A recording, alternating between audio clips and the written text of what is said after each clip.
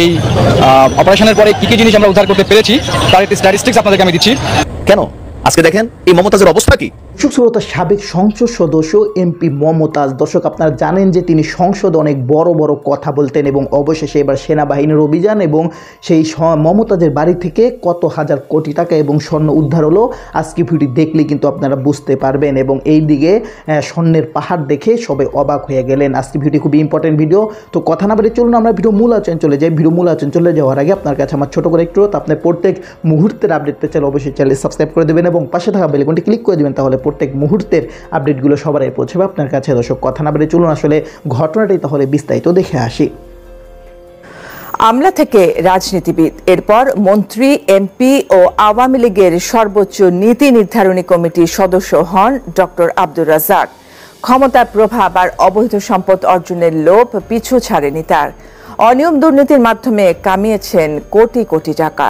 অর্থ পাচার সহ দেশে ও দেশের বাইরে অঢেল সম্পদ অর্জনের অভিযোগ উঠেছে সাবেক এই মন্ত্রীর বিরুদ্ধে। টাঙ্গাইলে জমি দখল, চাঁদাবাজি, টেন্ডারবাজি সহ নানা অপকর্মের অভিযোগ পাওয়া গেছে তার আশীর্বাদ পুষ্ট নেতাকর্মী আর স্বজনদের বিরুদ্ধেও। বিস্তারিত টাঙ্গাইল থেকে মোহাম্মদ হোসেনের রিপোর্টে। অভিজাত কোনো আবাসিক এলাকা নয়, এটি টাঙ্গাইলের ধনবাড়ী উপজেলার মুসুদ্দি গ্রাম। আওয়ামী লীগের প্রেসিডিয়াম সদস্য ও সাবেক মন্ত্রী ডক্টর আব্দুর রাজ্জাক ও তার স্বজনরা গড়েছেন অত্যাধুনিক ভবন। এলাকাবাসী বলছেন, টাঙ্গাইলের রাজনীতিতে একক আধিপত্য প্রতিষ্ঠার ফলে রাজনীতি ও প্রশাসন চলেছে তার নির্দেশেই। নির্বাচনী এলাকা মধুপুর, ধনবাড়ী সহ পুরো জেলায় অপকর্মের সাম্রাজ্য গড়ে তোলে তার সুনজরে থাকা নেতাকর্মী ও স্বজনরাও। তার এখন 30 কোটি টাকার মূল্য ডুপ্লেক্স বাড়ি রয়েছে।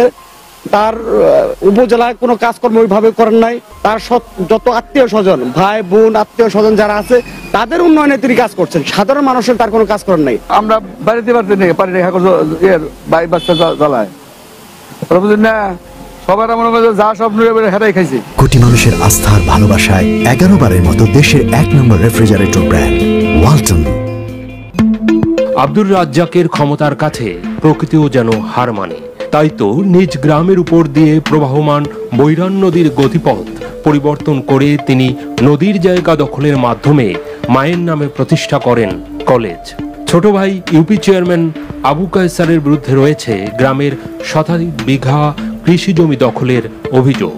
জমি রক্ষা করতে গিয়ে প্রাণ হারান সুমন নামে এক যুবক।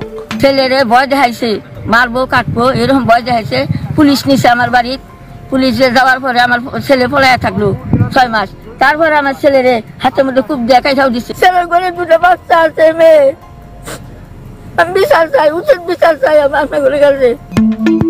2001 সালে প্রথমবার সংসদ সদস্য হন আব্দুর রাজ্জাক। স্বাভাবিক জীবনযাপন ছিল তার।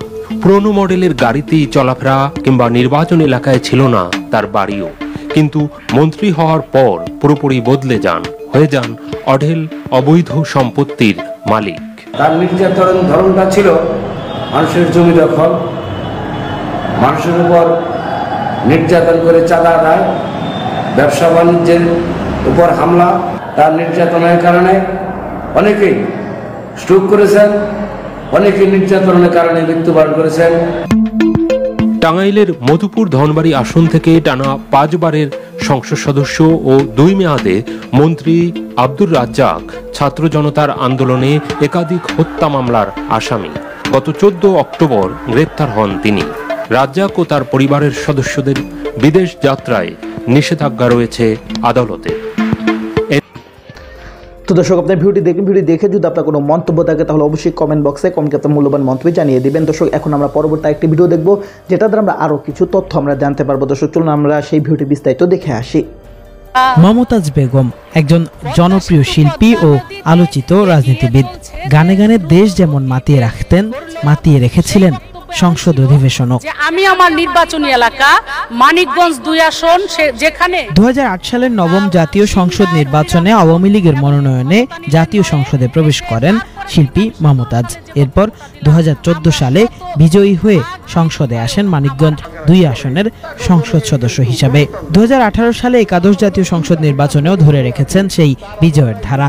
মানিকগঞ্জের উন্নয়নে রেখেছেন অনেক অবদানও। কিন্তু সদ্য সমাপ্ত দ্বাদশ জাতীয় সংসদ নির্বাচনে আওয়ামী লীগের দলীয় প্রার্থী হয়েও হারলেন নিজ দলের স্বতন্ত্র প্রার্থী দেওয়ান জাহিদ আহমেদ টুলুর কাছে।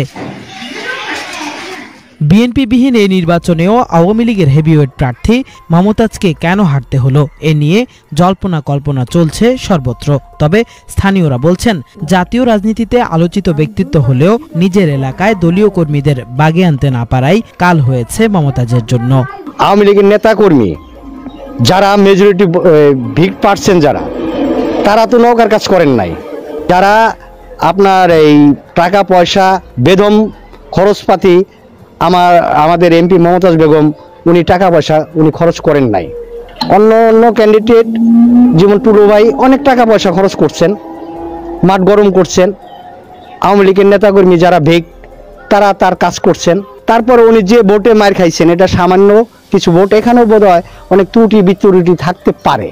উন্নয়নের ভিতরে তো মনে হয় ভালোই দেখতেছি, ভালোই করছে, কিন্তু এই দিকে একটা নদী আছে, একটা নদীর ব্রিজের দিকে মানুষ খুব একটা আপিত্ত করছিল, 15 বছর হয় নাই।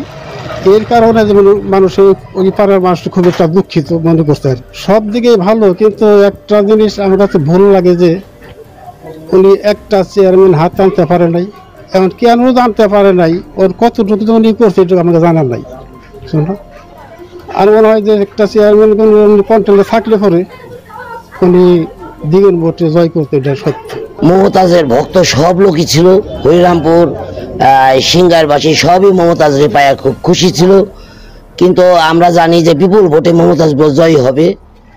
কিন্তু দেখা গেল এই ভোটের কিছুদিন আগে মেম্বার চেয়ারম্যান থেকে আরম্ভ করে জেলা এবং উপজেলার নেতৃবৃন্দরা হাজার হাজার কোটি টাকা খরচ করে টাকা পয়সা নিয়ে মমতাজের বিরোধিতা করে মমতাজের হারানো হয়েছে।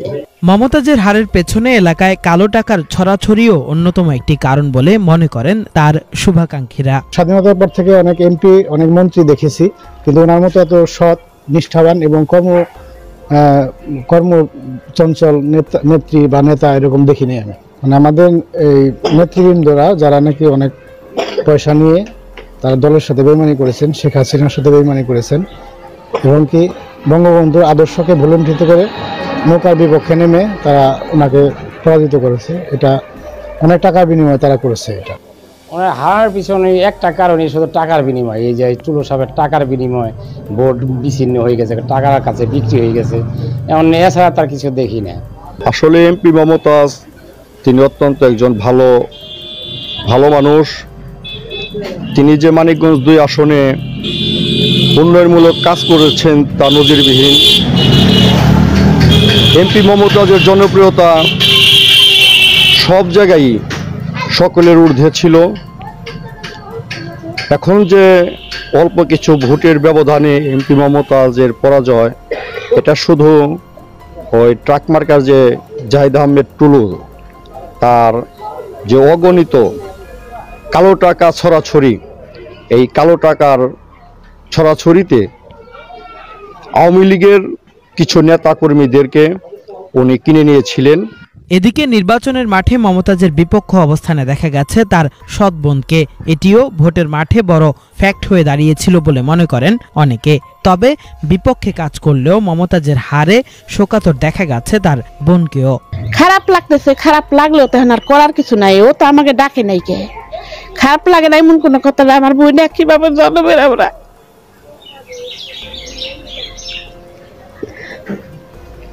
কিন্তু আমরা অপেক্ষায় আছিলাম যদি।